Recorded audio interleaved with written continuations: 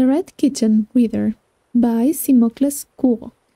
Though naturally modest, I must admit to some pleasure in being dubbed by our emperor's father, the late Pelagius IV, as the finest connoisseur in Tamriel. He was also good enough to appoint me the first, and to this day, the only master of cuisine in the imperial court.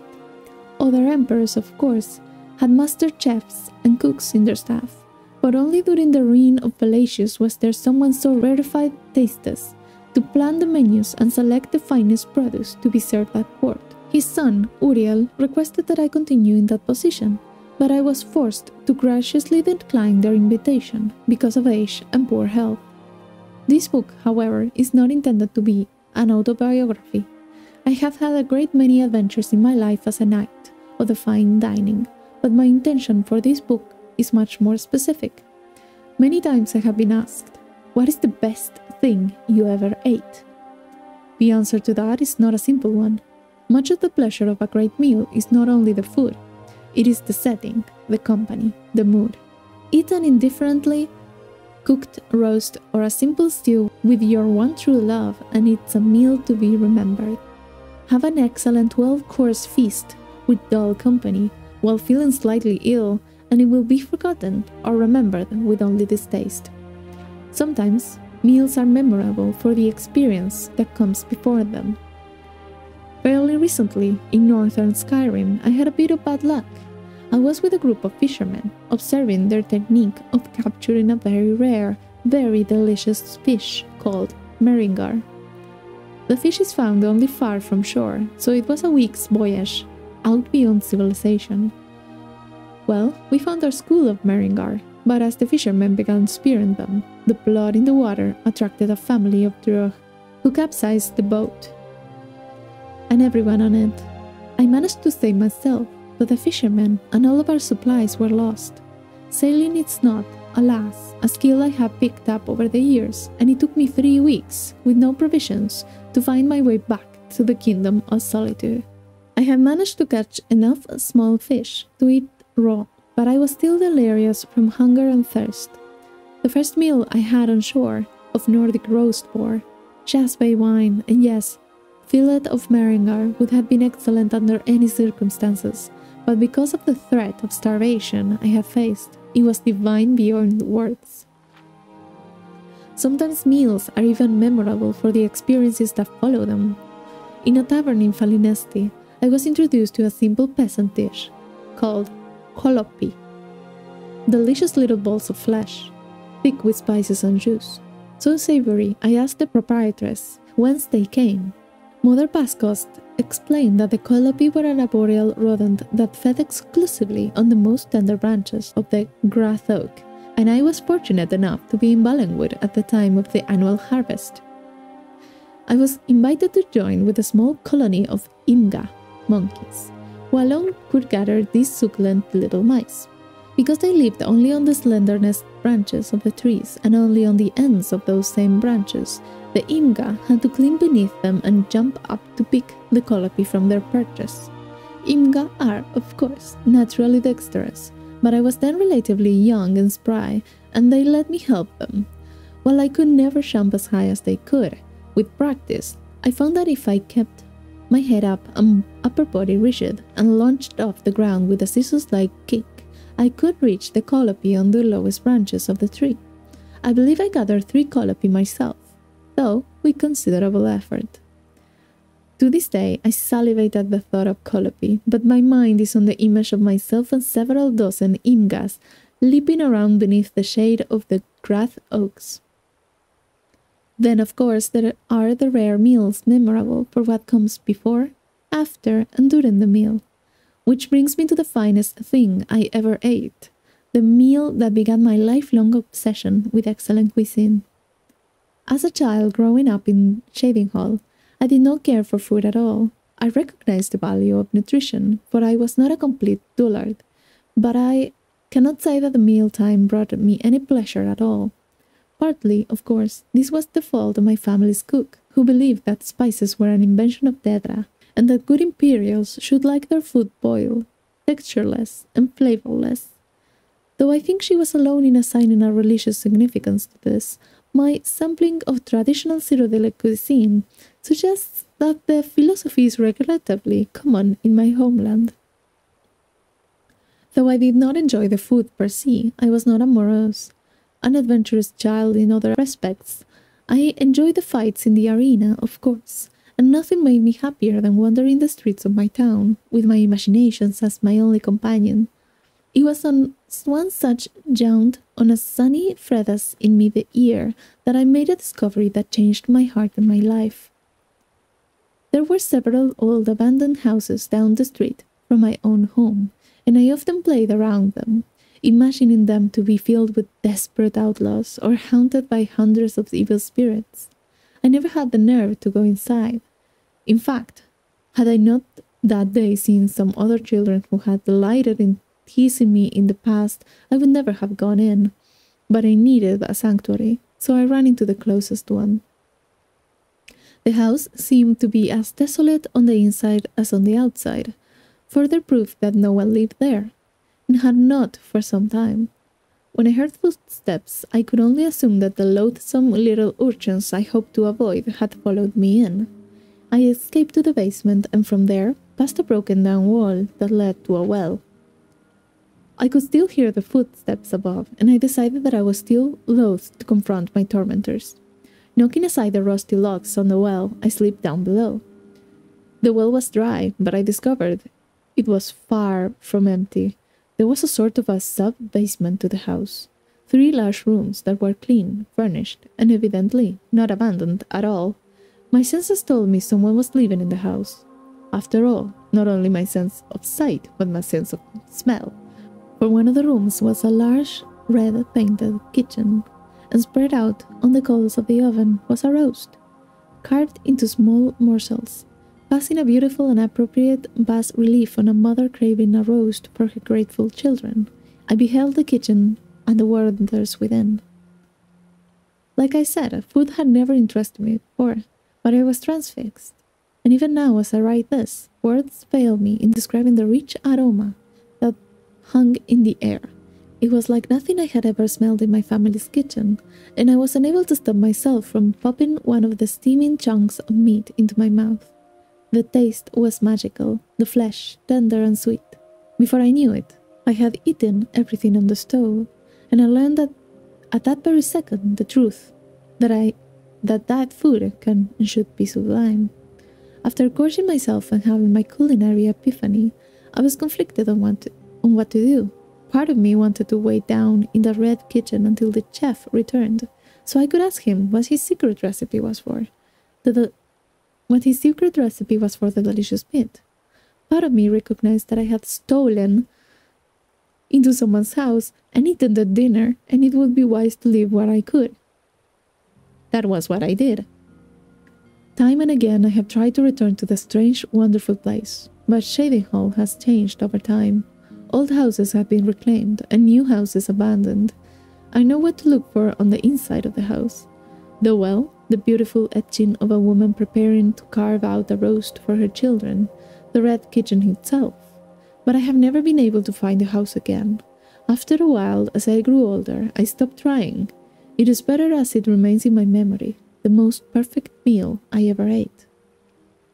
The inspiration for my life that followed all was cooked up, together with that fabulous meat, right there, in the red kitchen. The Pig Children by Tyson Bain. No one, not the oldest dark elf of Mount Dagoth-Ur, or the ancient sage of solitude himself, can recall a time when the orc did not ravage our fair Tamriel. Whatever foul and pestilent Daedra of oblivion conjured them up could scarcely have created a more constant threat to the well-being of the civilized races of Tamriel than the obnoxious orc. Orcs are thankfully easy to recognize from other humanoids by their size, commonly 40 pertens in height and 15,000 angates in weight. Their brutal pig-like features and their stench, they are consistently belligerent, morally grotesque, intellectually moronic, and unclean. By all rights, the civilized races of Tamriel should have been able to purge the land of their blight eras ago, but their ferocity, animal cunning, and curious tribal loyalty have made them inevitable as leeches in a stagnant pool. Tales of orcish barbarity precede written record. When Shastiaga wrote of the order of the Agnas joining the armies of Daggerfall and Sentinel to hold at bay the wicked orcs in their foul Orsinium fastness and burn out in cleansing flame. In the First Era, 950, she assumed that any reader would be aware of the savagery of the orcs. When the siege was completed, 30 years later, after the death of many heroes including Gaiden Shinji, and the destruction of Orsinium scattered the orcish survivors throughout the Hrothgarian mountains, she further wrote, "The free peoples rejoiced, for that their ancient fell enemy was dispersed into diverse parts." Obviously, the orcs had been terrorizing the region of the Lilac Bay, at least since the early years of the First Era. Purloined Shadows by Wahi Yarth. Chapter 1. The candle was lit, and the thief was standing there, blinking, caught. She was young, rather dirty, wearing ragged black clothes that were surely quite smart and expensive, weeks ago when she had stolen them from one of the city's best tailors. The look of surprise slipped from her face, and she took on a blank expression as she put the gold back on the table. "What are you doing here?" the man with the candle asked, stepping from the shadows. "That's a stupid question," the girl replied, frowning. "I am obviously robbing you." "Since nothing I have is missing," the man smiled, glancing at the gold on the table, "I would have to say that you're not robbing me. Attempting to rob me, perhaps. The question I have is why. You know who I am, I assume. You didn't just come in through an unlocked door." "I have stolen from everyone else. I have taken soul gems from the Mages Guild. I have robbed the treasury for the most secure fortress. I cheated the Archbishop of Julianus. I even pickpocketed the Emperor Pelagius at his coronation. I thought it was your turn." "I am flattered," the man nodded. "Now that your ambition has been thwarted, what will you do? Flee? Perhaps retire?" "Teach me," the girl replied, a little grin finding its way subconsciously on her face. "I picked all your locks. I slipped past all your wards. You designed them. You know how difficult it was for someone without training. I didn't come here for 6 gold pieces. I came here to prove myself. Make me your student." The Master of Stealth looked at the little girl, Bulgar. "Your skill is not in need of training. Your planning is adequate, but I can help you with that. What is without hope is your ambition. You are past stealing for your livelihood. Now you steal for the pleasure of it, for the challenge. That's a personality trait, which is incurable, and will lead you to an early grave. Haven't you ever wanted to steal that which can't be stolen?" the girl asked. "Something that would make your name known forever?" The master did not answer. He only frowned. "Clearly I was fooled by your reputation," she shrugged, and opened the window. "I thought you might want a willing accomplice on some great act of thievery which would go down in history. Like you said, my skill at planning is only adequate. I didn't have in mind an escape route, but this will have to do." The burglar slipped down the sheer wall, dashed across the shadowy courtyard, and within a few minutes was back at her room, in the run-down tavern. The master was awaiting her there, in the dark. "I didn't see you go past me," she gasped. "You turned on the street when you heard the owl call," he replied. "The most important tool in the thieves' repertoire is distraction, either planned or improvised. I suppose your lessons have begun." "And what is the final test?" the girl smiled. When he told her, she could only stare. She had, it seemed, not misunderstood his reputation for daring. Not at all. Chapter 2. For the week leading up to the 8th of Hearthfire, the skies above Arendelle were dark and alive as clouds of crows blotted out the sun. Their guttural squawks and groans deafened all. The peasants wildly bolted their doors and windows, praying to survival that most unholy of days. On the night of the summoning, the birds fell silent, their black and blinking eyes following the witch's march into the glen. There were no moons to light the way, only the leader's single torch in the gloom. Their white robes appeared as indistinct shapes, like the faintest of ghosts.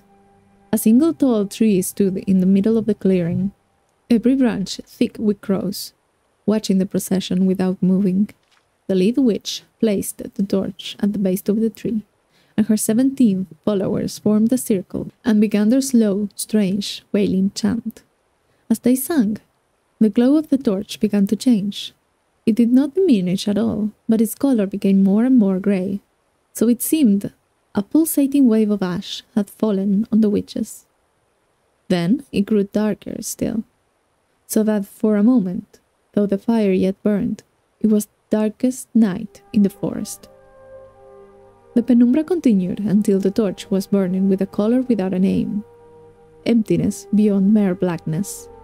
It cast a glow, but it was an unnatural scintillation falling on the witches. Their robes of white became black. The number among them had eyes of green and ivory white flesh. The Nords appeared black as coal. The crows watching overhead were as pure white as the witches' cloaks. The Daedra princess, Nocturnal, stepped out of the pit upon color. She stood in the center of the circle, the tree of pallid crows, her throne, aloof, as the witches continued their chanting, dropping their robes to prostrate themselves naked before their great mistress. Wrapping her night cloak around her, she smiled at their song. It spoke of her mystery, of veiled beauty, of eternal shadows and a divine future when the sun burns no more. Nocturnal let her cloak slide from her shoulders and was naked. Her witches did not raise their head from the ground, but continued their hymn of darkness. Now, said the girl to herself. She had been up in the tree all day, dressed in a ridiculous suit of mock crows. It was uncomfortable, but when the witches had arrived, she forgot all her aches and concentrated on being perfectly still, like the other crows in the tree. It had taken considerable planning and study between her and the Master of Stealth to find the glen, and to learn what to expect in the summoning of Nocturnal. Gently, silently, the Bulglar eased herself down the branches of the tree, coming closer and closer to the Daedra princess. She let herself break her concentration for just a moment, and wondered where the master was. He had been confident in the plan. He said that when Nocturnal dropped her cloak, there would be a distraction, and it would be quickly taken in that instant provided the girl was in position at the precise right moment. The girl climbed along the lowest of the branches, carefully pushing aside the crows that were, as the master said, transfixed by the princess in her naked beauty. The girl was now close enough. If she only reached out her arm to touch Nocturnal's back. The song was rising to a crescendo, and the girl knew that the ceremony would soon be over. Nocturnal would clothe herself before the witches ended the chant, and the chance to take the cloak would be over. The girl gripped the tree branch tightly as her mind raced. Could it be that the master was not here at all? Was this conceivably the entire test? Was it only to show that it could be done, not to do it? The girl was furious. She had done everything perfectly, but the so-called Master of Stealth had proven himself a coward. Perhaps he had taught her a little in the months that it took to plan this. But what was it worth? Only one thing made her smile. On that night, when she had stolen into his stronghold, she had kept one single gold piece, and he had never suspected it. It was symbolic as stealing the cloak of Nocturnal in this way, proving that the master thief could be robbed. The girl was so lost in her mind that she imagined for a moment when a man's voice yelled out from the darkness, "Mistress!" The next words she knew she didn't imagine. "Mistress, a thief behind you!" The witches raised their heads and screamed, ruining the sanctity of the ceremony as they charged forward. The crows awoke and burst from the tree in an explosion of feathers and toad-like cries. Nocturnal herself whirled around, affixing the girl with her black eyes. "Who are thee who dares profane?" the princess hissed, as the pitch shadows flew from her body, enveloping the girl in the lethal chill. In the last instant, before she was swallowed alive by darkness, the girl looked to the ground and saw that the cloak was gone, and she answered, as she understood, "Oh, who am I? I am the distraction." A children's Anuad, the Anuad paraphrased. The first ones were brothers, Anu and Padome. They came into the void, and time began. As Anu and Padome wandered the void, the interplay of light and darkness created Ner. Both Anu and Padome were amazed and delighted by her appearance, but she loved Anu, and Padome retreated from them in bitterness. Ner became pregnant, but before she gave birth, Padome returned, professing his love for Ner. She told him that she loved only Anu, and Padome beat her in rage. Anu returned, fought Padome, and cast him outside time. Ner gave birth to creation, but died from her injuries soon after. Anu, grieving, hid himself in the sun and slept. Meanwhile, life sprang up on the 12 worlds of creation and flourished. After many ages, Padome was able to return to time. He saw creation and hated it. He swung his sword, shattering the 12 worlds in their alignment. Anu awoke and fought Padome again. The long and furious battle ended with Anu the victor. He cast outside the body of his brother, who he believed was dead, and attempted to save creation by forming the remnants of the 12 worlds into one, Nirn, the world of Tamriel. As he was doing so, Padome struck him through the chest with one last blow. Anu grappled with his brother and pulled them both outside of time forever. The blood of Padome became the Daedra. The blood of Anu became the stars. The mingled blood of both became the Aedra, hence their capacity for good and evil, and their greater affinity for earthly affairs than the Daedra, who have no connection to creation. On the world of Nirn, all was chaos. The only survivors of the 12 worlds of creation were the Elanfey and the Hist. The Elanfey are the ancestors of Mer and Men. The Hist are the trees of Argonia. Nirn originally was all land, with interspersed seas, but no oceans. A large fragment of the Elanfey world landed on Nirn, relatively intact, and the Elanfey living there were the ancestors of the Mer. These Elanfey fortified their borders from the chaos outside, hid their pocket of calm, and attempted to live on as before. Other Elanfey arrived on Nirn, scattered amid the confused jumble of the shattered worlds, wandering and finding each other over the years. Eventually, the wandering Elanfey found the hidden land of old Elanfey, and were amazed and joyful to find their kin living amid the splendor of Asia's past. The wandering Elanfey expected to be welcomed into the peaceful realm, but the old Elanfey looked at them as degenerates, fallen from their former glory. For whatever reason, war broke out and raged across the whole of Nirn. The old Elanfey retained their ancient power and knowledge, but the wanderers were more numerous and toughened by their long struggle to survive on Nirn. This war reshaped the face of Nirn, sinking much of the land beneath new oceans, and leaving the lands as we know them: Tamriel, Akavir, Admora, and Yukuda. The old Elanfey realm, although ruined, became Tamriel. The remnants of the Wanderers were left divided on the other 3 continents.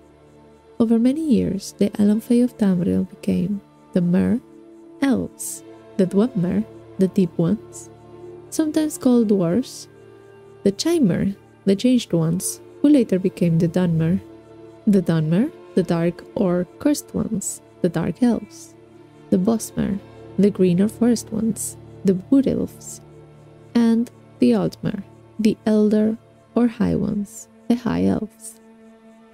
On the other continents, the wandering Elanfey became the Men, the Nords of Admora, the Redguards of Yokuda, and the Tsaesi of Akavir. The East were bystanders in the Elanfey War, but most of their realm was destroyed as the war passed over it. A small corner of it survived to become Black Marsh, in Tamriel, but most of their realm was sunk beneath the sea. Eventually, men returned to Tamriel. The Nords were the first, colonizing the northern coast of Tamriel before recorded history, led by the legendary Ysgramor.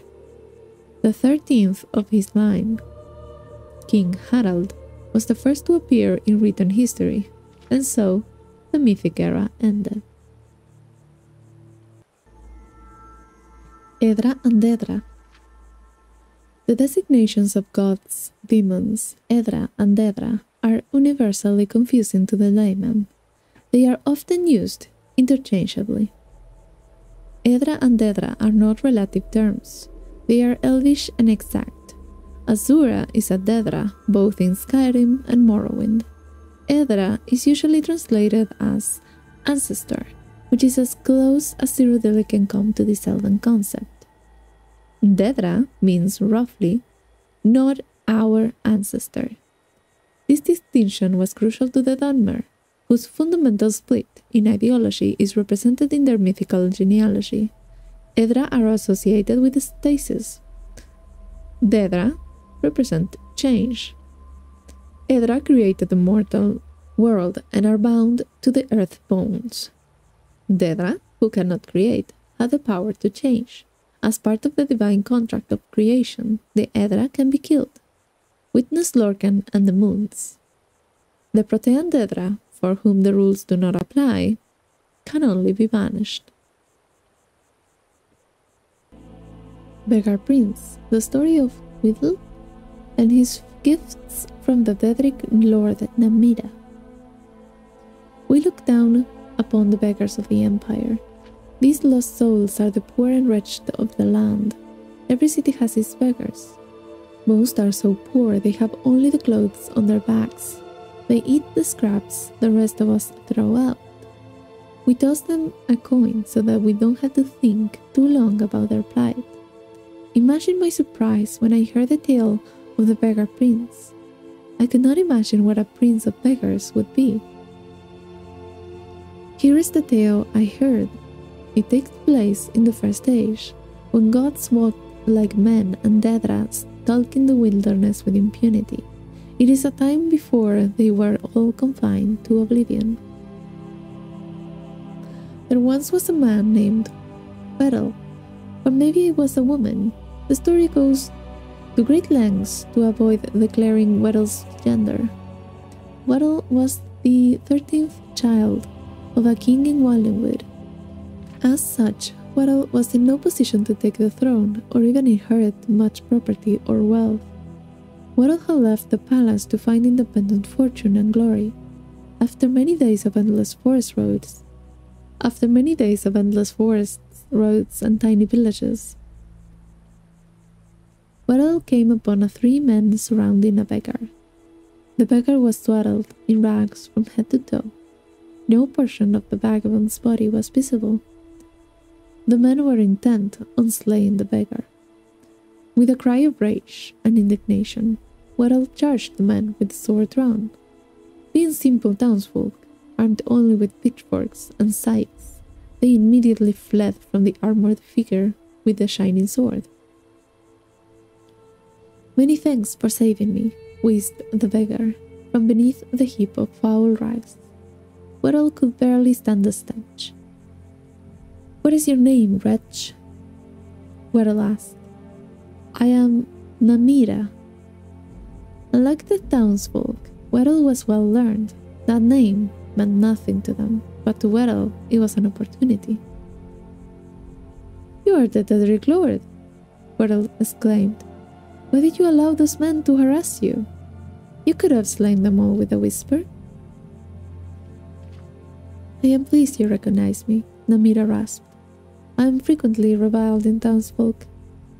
It pleases me to be recognized for my attribute, if not for my name." Weddle knew that Namira was the Daedric Lord of all things gross and repulsive. Diseases, such as leprosy and gangrene, were her domain. Where others might have seen danger, Weddle saw opportunity. "Oh, great Namira, let me apprentice myself to you. I ask only that you grant me powers to make my fortune and forge a name for myself that will live through the ages." "Nay, I make my way alone in the world. I have no need for an apprentice." Namira shambled off down the road. Weddle would not be put off. With a bound, Weddle was in Namira's heel, pressing the case for an apprenticeship. For the 33 days and nights, Weddle kept up the debate. Namira said nothing, but Weddle's voice was ceaseless. Finally, on the 33rd day, Weddle was too hoarse to talk. Namira looked back on the suddenly silent figure. Weddle knelt in the mud at her feet, open hands raised in supplication.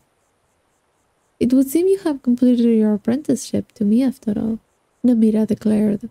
"I shall grant your request." Weddle was overjoyed.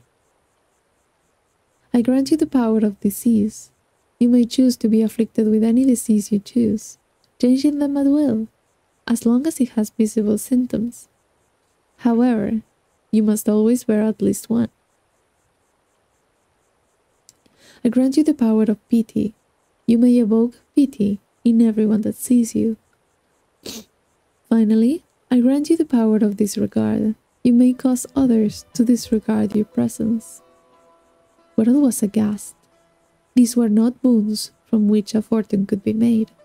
They were curses, each awful in their own right, but together they were unthinkable. How am I to make my fortune and forge a name for myself with these terrible gifts? As you begged at my feet for 33 days and 33 nights, so shall you now beg for your fortune in the cities of men. Your name will become legendary among the beggars of Tamriel. The story of Weddle, the Prince of Beggars, shall be handed down throughout the generations. It was as Namira predicted. Weddle was an irresistible beggar. No one could see the wretch without desperately wanting to toss a coin at the huddled form. However, Weddle also discovered that the power of disregard gave great access to the secrets of the realms. People unknowingly said important things where Weddle could hear them. Weddle grew to know the comings and goings of every citizen in the city. To this day, it is said that if you really want to know something, go ask the beggars. They have eyes and ears throughout the cities. They know all the little secrets in the daily lives of its citizens.